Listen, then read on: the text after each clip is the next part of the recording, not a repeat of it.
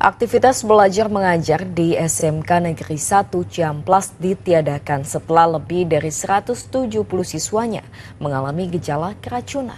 Para siswa dibawa ke sejumlah rumah sakit setelah menyantap makanan dari program makan bergizi gratis. Jumlah pada saat ini total kasus sekarang ini adalah 192 orang. Ini yang sembuh atau yang sudah dipulangkan sebanyak 113 orang. Kemudian yang tertinggal di posko sekarang ini yang dirawat di posko 4 orang dan sejumlah dirawat dirujuk 75. Ruas Jalan Tol Jagorawi kini punya wajah baru dengan diresmikannya pengembangan tempat istirahat atau rest area di kilometer 05 Tol Jagorawi. Dengan mengusung konsep Tol Corridor Development, diharapkan pengembangan tersebut bisa menjadi sentra penghubung baru antar moda transportasi. Kita beralih ke informasi lainnya, Kementerian Sosial mencoret 1,9 juta keluarga penerima manfaat dari daftar penerima bantuan sosial 2025. Ya, apa alasannya? Seorang pria warga negara asing asal Australia meninggal dunia saat berlibur di Badung, Bali. Ya, keluarga bingung dan mempertanyakan karena jenazahnya dipulangkan ke Australia tanpa organ jantung. Kejahatan jalanan kembali terjadi. Dua pencuri memecahkan kaca mobil di Cilengsi, Kabupaten Bogor, Jawa Barat. Tas pemilik mobil raib digondol kawanan pencuri spesialis pecah kaca. Buntut kasus pembunuhan Kepala Cabang Bank BUMN di Cempaka Putih, Jakarta, polisi mengungkap sindikat pembobol rekening dorman alias rekening nganggur. Tak tanggung-tanggung, hanya dalam 17 menit, uang yang dibobol mencapai 204 miliar rupiah.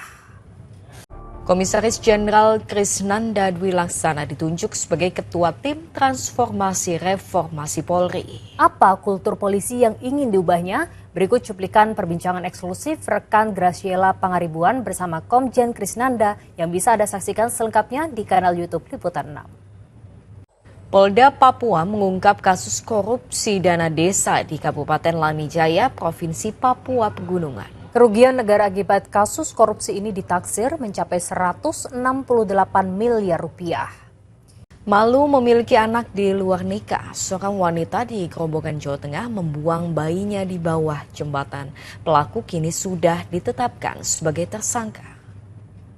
Jasad seorang pria ditemukan di tengah hutan di Pacitan, Jawa Timur. Polisi memastikan sosok yang ditemukan adalah penganiaya mantan istri dan keluarganya sehingga menewaskan 2 orang. Polisi menggerebek sebuah rumah kontrakan yang diduga menjadi sarang judi online di Kalideres, Jakarta Barat. Ya, dari hasil penyelidikan, polisi menangkap 2 tersangka yang salah satunya merupakan pemilik situs judi online. Kita ke informasi lainnya. Dalam kunjungan kerjanya di Kanada, Presiden Prabowo Subianto dan Perdana Menteri Kanada Mark Carney menyaksikan penandatanganan Indonesia-Kanada Comprehensive Economic Agreement Partnership atau ICACPA pada Rabu waktu setempat.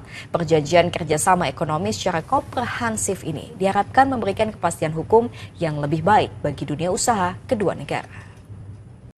Ya, saudara, program makan bergizi gratis jadi sorotan publik, mulai dari banyaknya siswa yang diduga mengalami keracunan hingga adanya temuan ulat serta lintah di menu MBG.